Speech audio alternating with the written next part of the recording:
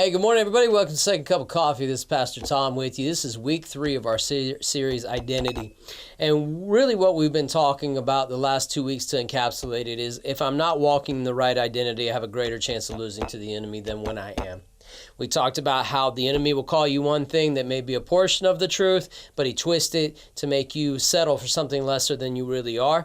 David takes that, twist it back and says, no, you're lesser. I'm part of the armies of the living God. What we didn't talk about in fullness is that David ran out, met this enemy, equipped with what God had given him, a sling and a stone, and he defeated the enemy. Then he goes and takes this Goliath's own sword, kills him and cuts off his head.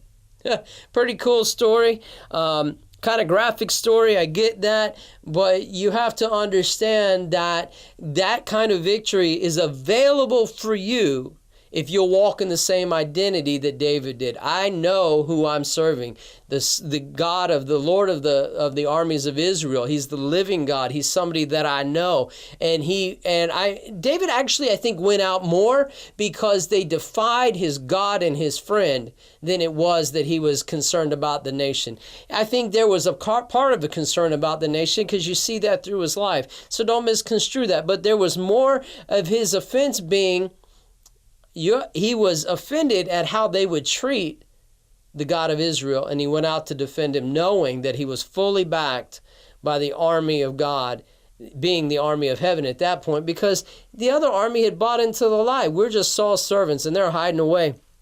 But this week I want to wrap up, before we have our conversation next week, I want to wrap this up in this way. Don't let go of your victory. Don't let go of your victory. 1 Samuel 17:57 says this, Then David returned from the slaughter of the Philistine. Remember, he stabbed and took off his head.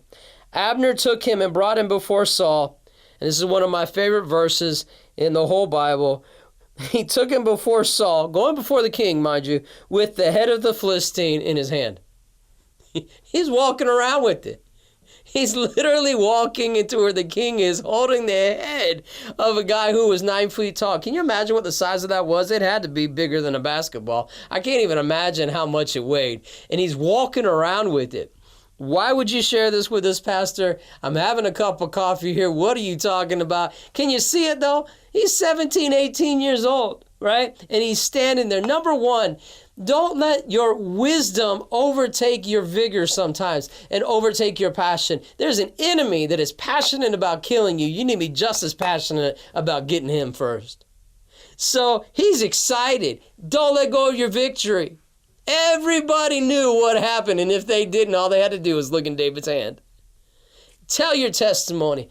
Shout it from the rooftops. Tell people in the store. Talk about the goodness of God. Keep it in your hand. Keep it in your heart and keep it in your mouth, because people need to know I can beat the enemy too when I walk in the right identity. I almost said rock in the right identity. I think that's probably a good place to say, using a bit of a pun, because he killed him with a rock. You need to rock the identity God has given you. And don't let go of your victories. And let people know, you know what? You walk in the right identity. You don't buy half a truth and let him twist it into a lie. You tell him who he is. You know who you are. You run out to meet him, backed by the armies of God. Guess what? You be holding his head in your hand as well. That's good stuff.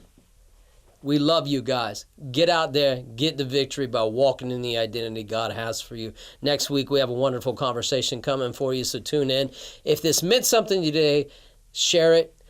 Just point them to our YouTube page, point them to our app, point them to Facebook, wherever, but send it out there so people can know I have an identity that I can choose that will help me overcome the enemy in my life, and I can rock that identity and rock his world, and be standing there holding his head in my hand, because God will back me with the armies of heaven. We love you. God bless you, and we'll talk to you soon.